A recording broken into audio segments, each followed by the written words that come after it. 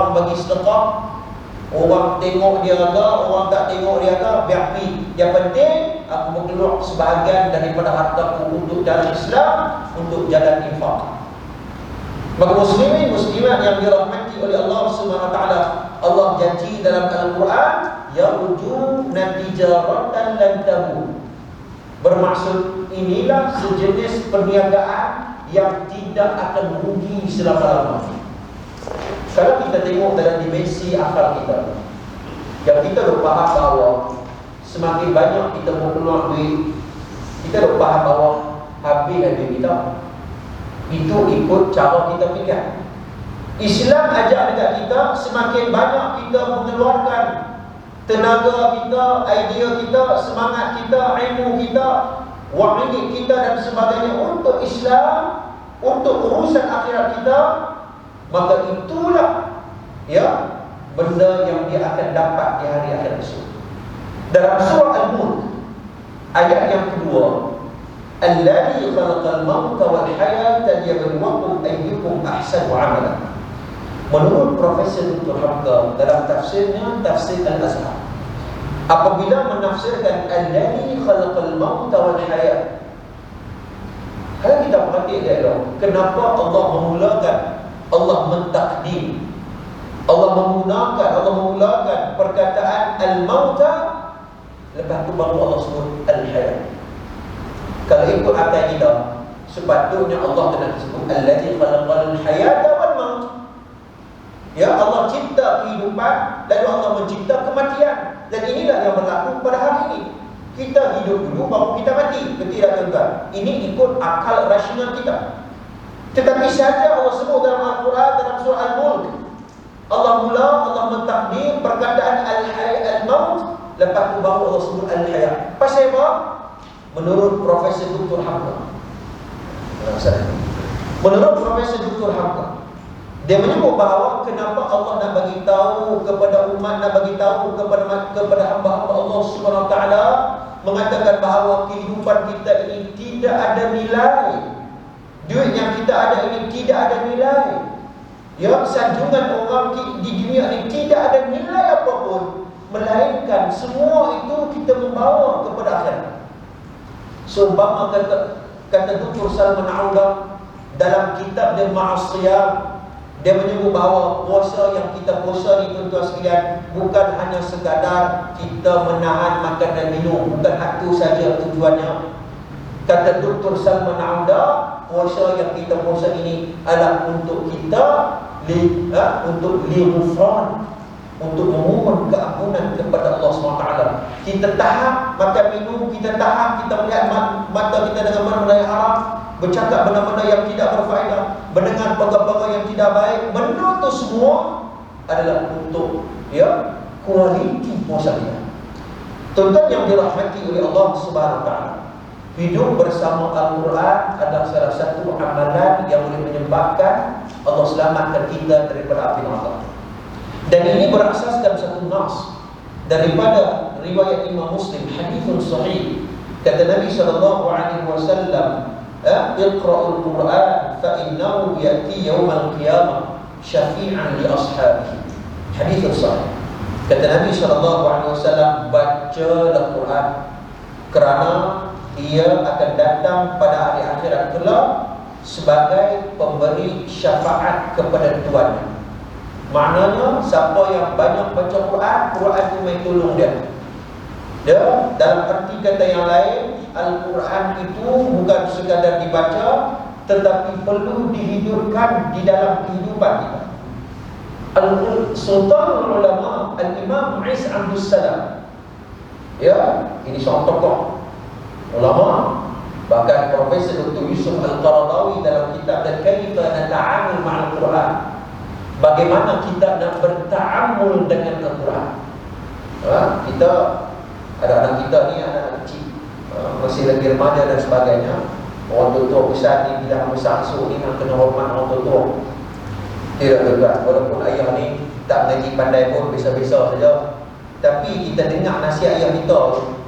Ayah kita beritahu ni, bila besar esok hanya untuk seorang orang cakap ni yang merendah diri, kita dengar bertengyang-nyang tu telinga tu.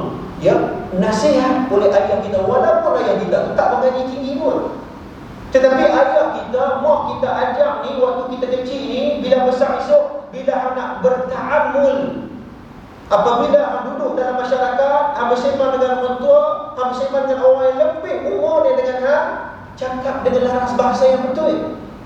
Jangan sombong, jangan meninggi diri. Dalam Al-Quran, kaifa nata'amul ma'al Quran, Al-Quran ajak dekat kita, apabila kita membaca Al-Quran, dia ada ta'amul, dia ada kaedah, dia ada cara untuk kita berinteraksi dengan Al-Quran. Para ulama menyebut bahawa di antara salah satu kaifa nata'amul ma'al Quran, bagaimana untuk kita berinteraksi dengan Al-Quran, yang pertama sekali, apabila kita menyebut tentang Al-Quran, apabila kita membaca, kita melakukan, kita qiraatkan, kita tadabburkan Al-Quran tersebut, mestilah dengan iman yang dulu. Walaupun kita kata bahawa mana itu asas, tetapi inilah yang membedakan di antara orang yang hanya sekadar melakukan Al-Quran dan juga orang yang membaca Al-Quran dengan iman. Dan ini pernah dikritik oleh Syekhul Azhar, oleh Syekh Al-Ghazali rahimahullah ta'ala, guru kepada Al-Qaradawi hafizallah. Dia kata apa? Dia pernah menegur kepada qurra di Mesir satu ketika dahulu. Dia kata apa? Orang-orang Mesir pada ketika dulu, dia beritahu, saya cukup sahaja. Dia kata bahawa kita hanya sekadar membangga-bangga dengan lagu-lagu Al-Quran sahaja. Kalau itulah tujuan Al-Quran diturunkan kepada kita, maka betapa kecilnya peranan Al-Quran itu. Dan Al-Quran ini perlu dihidupkan, Al-Quran ini perlu dihadiri, perlu dibaca dengan iman. Sebab itu inilah apabila kita menyebut tentang Al-Quran, kita beriman. Al-Quran adalah kitab iman, wa yu'manu bima jaa fiha, wa hadha al-iman huwa al-maqsud. Al-Quran ini semakin banyak kita membaca Al-Quran, semakin meningkat keimanan kita. Ini asas. Tuan-tuan sekalian. Baik. Yang kedua kata ulama, al-iltifat ila ahdafi al-asasiyyah lil Quran al-Karim, iaitu kita memelihara, kita jaga sungguh-sungguh tujuan dan matlamat asas Al-Quran itu. Kadang-kadang tuan-tuan sekalian, kita lupa bahawa benda yang Al-Quran hambat kat kita tu satu, tujuan utamanya. Apa dia tujuan utamanya? Di antara para ulama menyebut bahawa yuhrisul qari al-Quran ala an takuna nadratuhu ila ahdaf al-Quran nadratu syumuliyatul kamilah. Apabila kalian membaca Al-Quran, hendaklah kalian membaca dengan dimensi yang luas, melihat bahawa Al-Quran itu perlu dihidupkan pada seluruh kehidupan kita. Bukan hanya sekadar di rumah-rumah Allah, di masjid saja, bukan hanya sekadar di surau-surau saja, bukan hanya sekadar di meja-meja ceramah saja, tetapi Al-Quran itu perlu dihidupkan di pejabat-pejabat kita. Al-Quran itu perlu dihidupkan makna, nilai dan etikanya dalam pentadbiran pengurusan kita. Dalam soal ekonomi, dalam soal membina masyarakat, dalam soal apapun, Al-Quran itu perlu dihidupkan nilai dan etika. Muslimin muslimat yang dirahmati oleh Allah Subhanahu wa taala. Begitu juga kata ulama yang lain, di antara ta'amul yang lain juga kata ulama, iaitu memelihara wa'inayatu bihi, memelihara ketinggian Al-Quran, dengan cara kita jaga elok-elok, membedakan di antara mana kitab Al-Quran dan mana kitab-kitab yang lain. Ada orang dia pukul sama mata, tak itulah buku sejarah, itu juga buku jontengan dia, dan itu juga Al-Quran, itu sebagainya. Orang yang belajar dia tahu bahawa di mana kedudukan yang sebenarnya untuk kita letakkan, untuk kita memuliakan ikrar. Al-Imam Nawawi rahmatullah alaihi, dia menyebut dalam kitab Al-Adab fi Hamalatil Quran, dia menyebut bahawa di antara salah satu cara untuk kita memuliakan Al-Quran, iaitu kita memuliakan Ahlul Quran. Orang yang mendamping dengan Al-Quran, orang yang faham Al-Quran, kedudukannya tidak sama. Tapi janganlah orang yang dia mentang-mentanglah dia hafal Quran, mentang-mentanglah dia faham sikit Quran, dia act sikit pada orang. Itu tak betul. Ya, itu tak penting. Kita kena hormat ni ahli Quran. Oh, yang tu tak faham. Yang dua ni perlu sembah ingat. Disembah imbangkan di antara orang memuliakan Al-Quran dengan ahli Quran bersifat tawadhu. Ini dua benda. Kadang-kadang kita nak puji dia ahli Al-Quran, ahli Al-Quran, ahli Al-Quran, padahal dia berbunga-bunga hati dia. Ya. Oh, dia berbunga-bunga hati dia. Dia rujuk. Ini tidak betul. Tuan-tuan yang dirahmati oleh Allah Subhanahu Wa Taala. Para ulama menyebut, ya, sekurang-kurang, ya, yang dikatakan bahawa maqasidul Quran, objektif dan matlamat Al-Quran. Ini di antara perkara yang ulama fikir. Yang kita dah baca Quran ayat 30 juzuk ni tuan-tuan, bahkan dalam kita belajar dalam ilmu syariah, bagai ilmu usuluddin, dia ada satu kuliah Al-Quran. Ngaji pasal Quran, Nasakhul Mansukh, ilmu tafsir Al-Quran, ya, ilmu am khas, dan ilmu berkaitan dengan pemahaman Al-Quran. Tuan-tuan sekalian, seluruh Al-Quran itu kata ulama dia menurus hampir kepada 6 perkara ini. 6 objektif maqasid Quran. Yang tadi saya sebut bahawa ta'amul, interaksi. Yang ni macam mana maqasid Al-Quran. Sekurang-kurangnya 6 perkara ini, keseluruhan perkara yang dibincangkan dalam Al-Quran. Yang pertama kata ulama, iaitu mentashihkan akidah kita. Itu dia tuan. Ini hak nombor 1 sekali. Maqasidul Quran, tujuan dan matlamat Quran. Sebab tu orang yang dekat diri dia dengan Al-Quran, semakin baik kepercayaan dan pegangan dia. Dan tengok saja dalam kitab-kitab sirah, Fiqh Sirah Sa'id Ramadan Al-Buti, bagaimana perjuangan yang paling besar sekali yang Nabi perjuangkan dalam hidupnya adalah mengeluarkan kepercayaan yang karut-marut kepada kepercayaan yang sahihah. Ya, kita boleh lihat saja bagaimana pernah dinukilkan oleh Rabi' bin Amir dalam kitab Al-Bidayah wa Nihayah karangan Al-Hafidh Ibn Katsir rahimahullah ta'ala, ketika mana ditanya oleh Raja Parsi satu ketika dahulu. Raja Parsi tanya kepada Rabi' bin Amir, dia kata, kenapa kamu sanggup datang tinggalkan negara kamu di Mekah, datang ke bumi yang ini? Maka jawaban Rabi' bin Amir ini, seorang sahabat Nabi, ucapan Allahu ba'athna linukhrija man sya'a min ibadatil ibadi ila ibadatillah wa min dhiqid dunya ila sa'atiha wa min jawril ajyan ila 'adil Islam. Ini ucapan sahabat Nabi yang telah dididik, yang telah ditarbiyah oleh Nabi SAW. Apa maksudnya? Ya, maksudnya Allah ba'athna linukhrija man sya'a min ibadatil ibadi ila ibadatillah.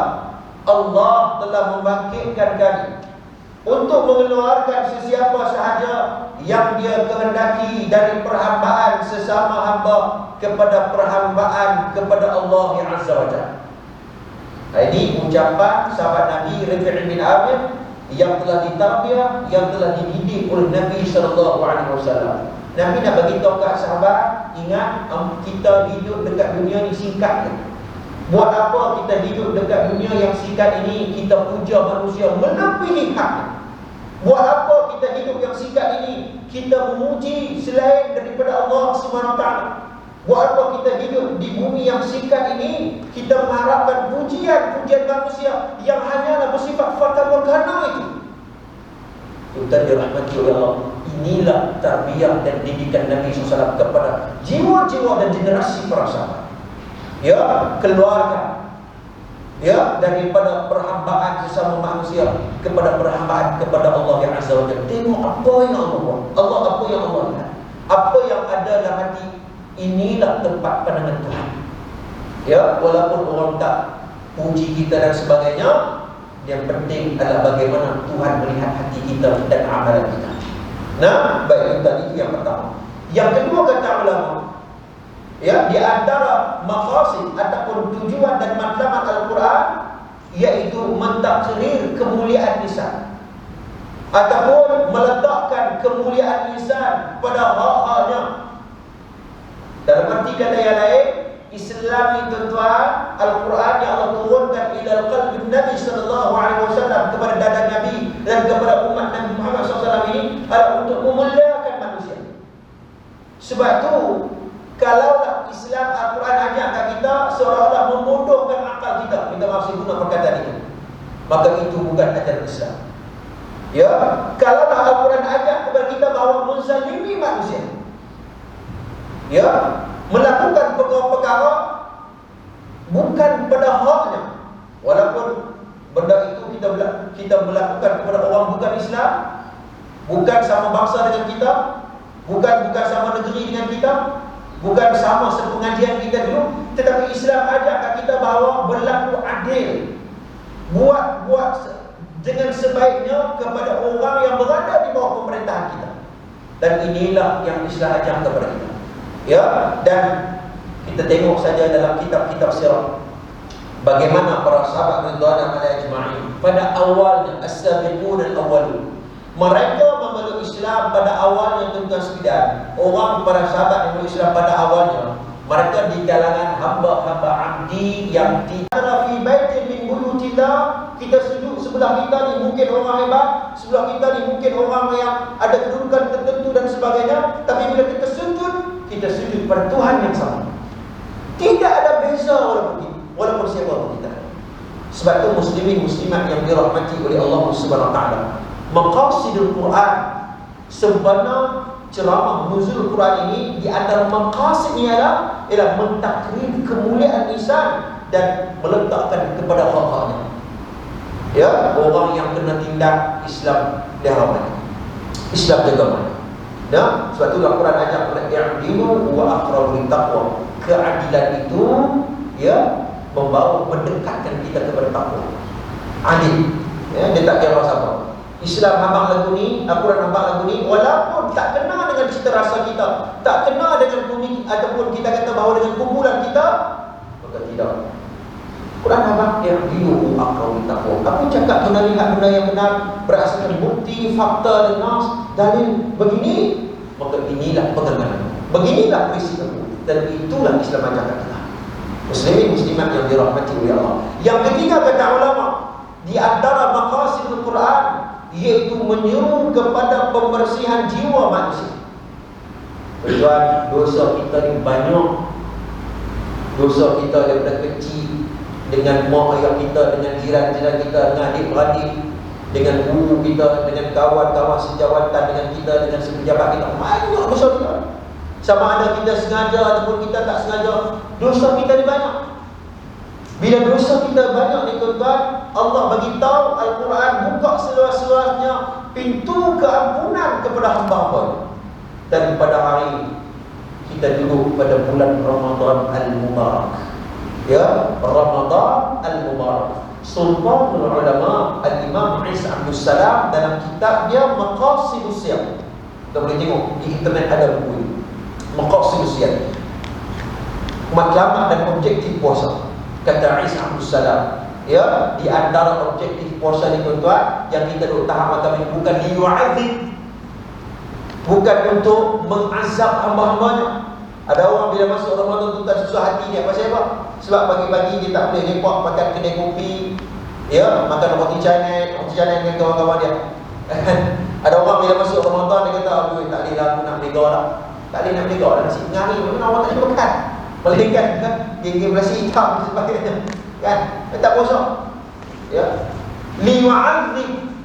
Puasa ini bukan untuk mengazab hamba-hamba, tetapi untuk memberikan peluang seluas-luasnya kepada hamba-hamba Allah SWT untuk meraih keampunan kepada Tuhan. Muslimin muslimat yang dirahmati oleh Allah SWT, jika kita melihat di antara nas Al-Quran yang disebut, ya, di antaranya illa man taba wa amana wa amila shalihan fa ulaika yadkhuluna al-jannata wa la yuzlamuna syai'an. Sallallahu alaihi. Yang bermaksud kecuali orang-orang yang bertaubat dan beriman serta beramal saleh, maka mereka itu akan masuk ke syurga dan mereka itu tidak dikurangkan pahala walaupun sedikit. Maknanya apa? Orang yang bertaubat kepada Allah, orang yang memohon ampun kepada Allah dan mereka menuruti dengan melakukan amal-amal saleh, orang hak lagu ni Allah masuk dalam syurga. Yadkhuluna al-jannah. Ini bukan si habaq ni tuan-tuan. Si ambil dalam surah Maryam ayat yang ke-60. Ini dalil. Orang yang bertaubat, orang yang memohon ampun kepada Tuhan, lalu dia menerusi terus melakukan amal-amal saleh, orang lagu ni Allah janji syurga. Dan wala yuzlamuna syai'a, dan Allah tidak akan menzalimi dia walaupun sedikit pun. Muslimin muslimat yang dirahmati oleh Allah Subhanahu wa taala. Ya, sebab itu Al-Quran kitabul taubah. Al-Quran kitabul maghfirah. Quran yang kita baca di tuan yang dirahmati oleh Allah adalah Quran yang untuk pembersihan jiwa. Hari ini pun kita melihat bahawa ada beberapa elemen-elemen penting, ya. Apabila kita berbicara tentang, ya, intellectual, ya, intelligent. Kita dah puluh tentang intellectual intelligence, kita dah puluh tentang, ya, cara nak bagi cerdik, cara nak bagi mengasah bakat, akal dan sebagainya. Tapi tuan, pada hari ini ada orang buat kajian. Kalau saya di sebuah universiti, Harvard University, kalau saya, ya, buat kajian tentang satu lagi intelijen yang perlu untuk kita faham adalah spiritual intelligence ataupun emotional intelligence. Emosi kita, spiritual dalaman kita. Ya, bagaimana rasa diri kita bertuhan itu. Ada orang apabila dia berjaya dalam rekod akademik dia, maka kita kata bahawa oh, dialah orang yang berjaya. Tapi kalau kita melihat kepada dimensi pendidikan Islam, Islam ajak kita bahawa satu lagi elemen dan dimensi yang kena faham, bahawa Al-Quran ajak kepada kita bahawa iaitu rasa diri bertuhan. Rasa diri bertuhan. Ya, mungkin di hadapan manusia mungkin kita lain, tetapi kalau ada jiwa yang rabbani, kita memahami Al-Quran, maqasid Al-Quran, objektif Al-Quran, kefahaman Al-Quran, seluruh 30 juzuk apa itu ialah supaya untuk kita membersihkan jiwa-jiwa kita ini. Maka faham kita bahawa apapun tanggungjawab yang kita garas, apapun tindakan berat kerja yang kita lakukan di muka bumi Allah ini, tidak lain dan tidak bukan kita mengharapkan Allah mengampuni dosa-dosa kita. Ya, kita bersedekah, kita mengharapkan dosa dan kerja-kerja kita yang berjulat-julat sikit-sikit, kita sekalian, mudah-mudahan ya Allah yang buat ini kita, mudah-mudahan Allah bersihkan hartamu, Allah bersihkan rezekimu daripada melakukan perbuatan yang tidak berontak dan sebagainya. Muslimin muslimat yang dirahmati oleh Allah Subhanahu wa taala. Ya, ini di antara maqasid. Ini kata ulama, yaitu Al-Quran ini dia untuk pembersihan jiwa. Ya, itu baik. Yang keempat kata ulama iaitu membentuk keluarga yang salihah dan pemberian hak kepada wanita. Ini di antara objektif Al-Quran. Tuan sekalian, apabila kita memahami matlamat dan objektif paling ialah membentuk keluarga yang baik. Tuan sekalian, lihat saja, ya, orang yang kita tengok individu yang hebat. Ya, kalau tak salah saya membaca satu nukilan Facebook daripada Puan Ainul Muhammad. Ini seorang tokoh hebat dalam dunia penerbitan. Ya, hebat Puan Ainul Muhammad. Ya. Dia menulis satu buku bagaimana kepimpinan cara Nabi Muhammad SAW. Bagus buku tu tuan kita membaca. Bagaimana kepimpinan cara Nabi Muhammad SAW. Kita boleh beli buku tu. Puan Ainul. Di internet. Tuan-tuan, di antara gaya kepimpinan Nabi SAW, ini cara Nabi, ya, cara Nabi memimpin, iaitu Nabi menitik beratkan soal keluarga Nabi. Ya, apabila orang melihat bahawa, ya, mungkin di luar kita dengan masyarakat, oh, orang dah hebat, tetapi orang tengok macam mana dia dengan anak-anak dia, bagaimana dia berinteraksi dengan isterinya sendiri. Betul, ada orang, ya, di hadapan manusia, oh, hebat dia, dalam bahasa yang digunakan cukup bagus, tetapi bila masuk dalam rumah tuan, singa dia, ya, jadi harimau dia, ya, marah sini saat tak kena, marah anak dia, benda yang tak betul marah dan sebagainya. Itu tidak betul. Sebab itu gaya kepimpinan Nabi SAW, Nabi ajak kepada kita bahawa, bahkan ini di antara maqasidul Quran, iaitu bagaimana Al-Quran itu nak membentuk institusi keluarga. Sebab itu kita tak payah tengok jauh tuan-tuan sekalian. Kita tengok kalau dia ni orang yang hebat, kita tengok keluarga dia, mestilah isteri dia hebat juga. Tidak tuan-tuan. Di belakangnya orang hebat. Masakan tidak orang yang sambung PhD, orang yang belajar sambung ke PhD. Bukan senang tuan-tuan. Ya, kita faham orang yang sambung pengajian ke peringkat yang lebih tinggi. Bukan senang orang buat PhD ya, hang kena buat tengok nak jadi ilmu dah.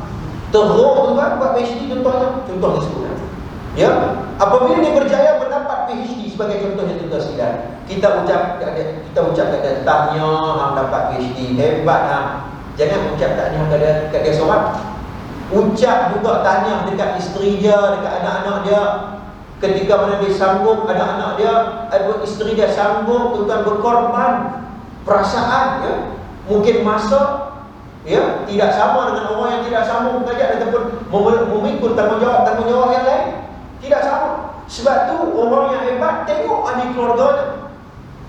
Mustafa As-Sibai, ini seorang tokoh ulama di bumi Syria satu ketika dahulu. Dia mengarang kitab Ad-Difa' an Sunnah. Ya, ada banyak kitab-kitab lain. Di antara tarbiyatul aulad. Ya, bagaimana untuk membentuk anak-anak generasi-generasi.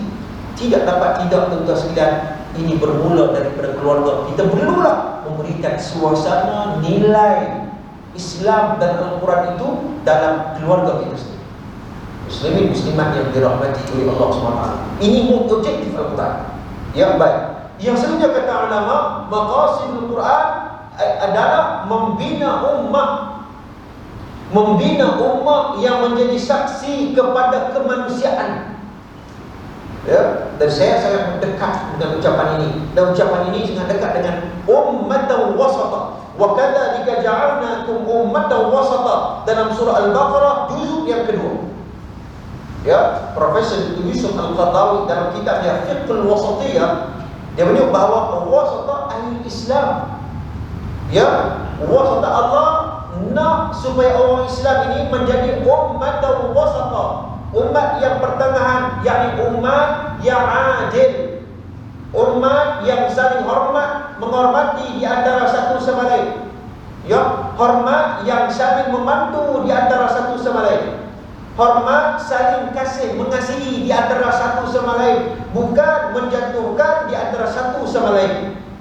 Dan kita faham inilah tujuan dan maqasid Quran. Ya, tuan tengok saja di medsos kita pada hari ini. Tuan-tuan, ada orang bila masuk Ramadan, aku nak tutup Facebook. Pasal apa? Tak mau nak gaduh-gaduh di Facebook, tak mau. Tapi bila masuk tuan-tuan, bila masuk Ramadan pun, Ramadan lah bulan yang paling banyak sekali kita gaduh.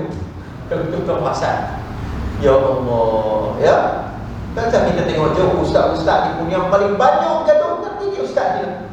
Pada bulan Ramadan kita kata Allah. Inilah kerisauan kita. Sebab tu kata Abu Hasan Ali An-Nadawi rahimahullah ta'ala dalam kitab dia Kemunduran Umat Islam. Ini seorang tokoh ulama di bumi India. Kita kena baca buku ni tentang buku tentang bagaimana kemunduran umat Islam ni. Di antara salah satunya, orang Islam banyak bergaduh dengan perkara-perkara yang kecil yang tidak membantu tentang kemajuan umat Islam itu sendiri dan tidak menyuruh ke arah kesatuan umat dan wasat.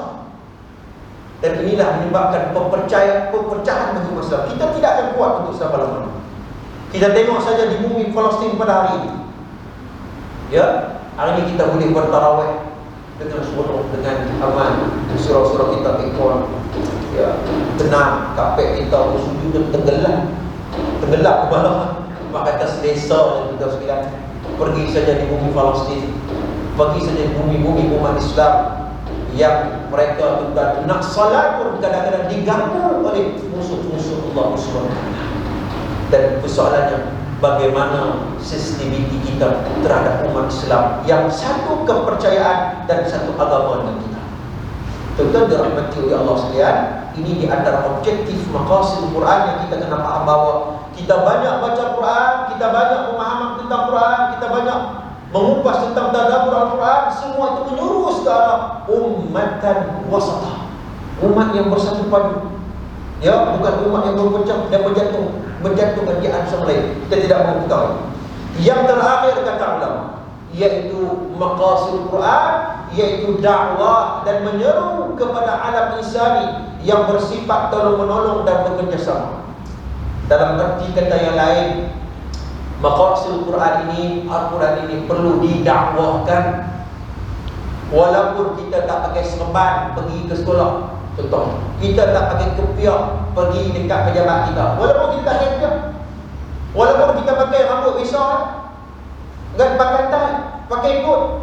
Tapi tuan-tuan, kita sedang menghidupkan Al-Quran dalam nilai dalam kehidupan kita. Bila masuk dalam pejabat, kita bagi salam dekat tempat kerja kita.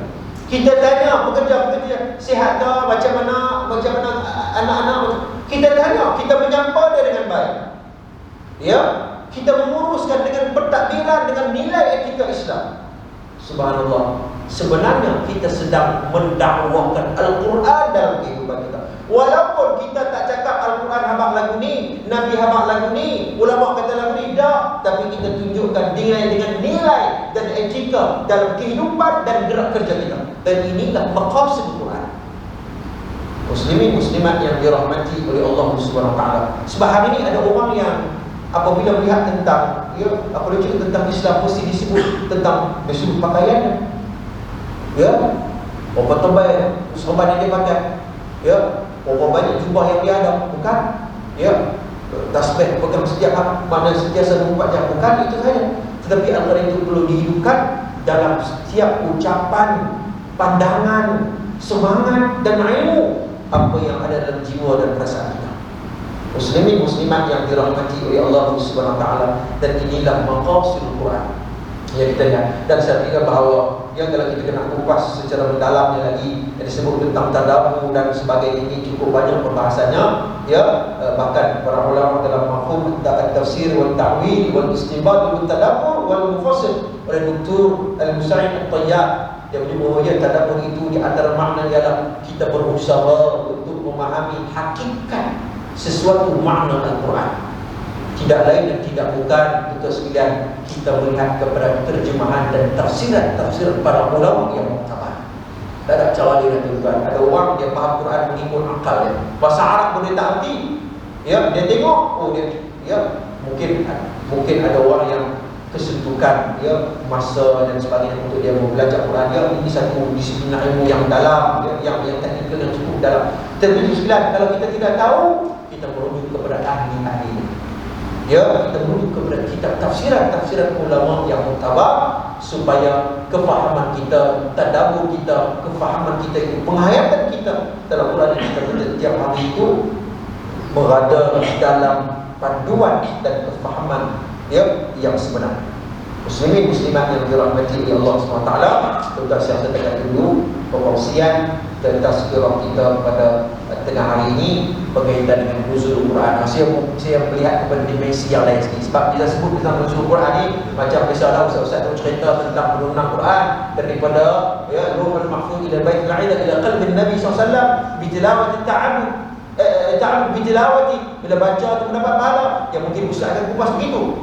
Ya, tapi bila saya akan maknanya saya mengupas dalam dimensi yang lain tentang maqasid Al-Quran, tentang objektif Al-Quran, dan kaifa nata'ammul, bagaimana kita berta'ammul, berinteraksi dengan Al-Quran, supaya mudah-mudahan ya semangat nuzul Al-Quran ini kita dapat menghidupkan Al-Quran ini dalam kehidupan kita, ya, dalam indah kita, dalam jiwa-jiwa kita. Saya katakan dulu, aqul qawli hadza astaghfirullahal azim li wa lakum. Assalamualaikum warahmatullahi taala wabarakatuh.